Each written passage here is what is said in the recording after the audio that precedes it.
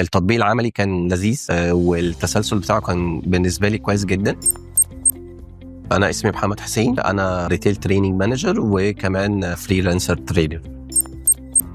طيب بص، هو الورك شوب كانت لطيفه جدا بصراحه. النولج اللي خدتها في الورك شوب كانت كتيره بصراحه. التطبيق العملي كان لذيذ والتسلسل بتاعه كان بالنسبه لي كويس جدا، خاصه في اليوم الثاني من الورك شوب. كان في شويه معلومات كتير في الاول، والموضوع كان يعني شبه الليكتشر او محاضره في الاول، بس هو كان شيء ضروري في الاول يعني. بس انا بالنسبه لي العملي كان افضل بكتير. ده الجزء اللي كان فيه براكتيكال كتير قوي، ده بالنسبه لي كان افضل حاجه يعني في الورك شوب.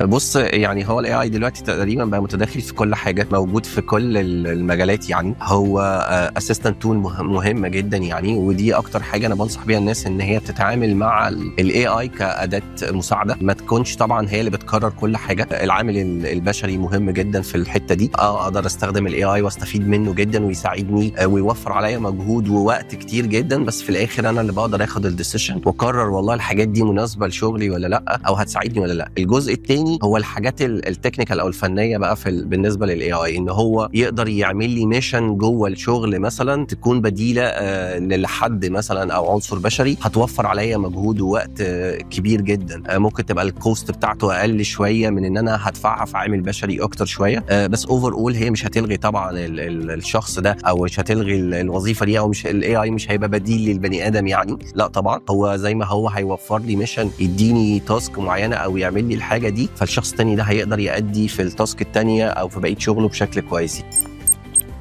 انا فكره ان انا اقدر اعمل ايجنت يبقى اسيستنت ليا، دي كان بالنسبه لي حاجه جديده جدا اعرفها في الاي اي. فانا اصبح دلوقتي ان انا عندي الامكانيه ان انا اعمل ايجنت يبقى اسيستنت معايا، يعمل لي مجموعه من التاسكس او مالتي تاسكينج كده في نفس الوقت، اللي اكتر من حاجه، في حين انا كنت فاكر ان ممكن دي حاجه لازم هيعملها حد موظف موجود كذا كذا كذا في المكان. فلا، دي وفرت عليا مجهود ان انا ارميه على شخص جوه المكان اللي انا شغال فيه يقدر يعمل لي الميشن دي.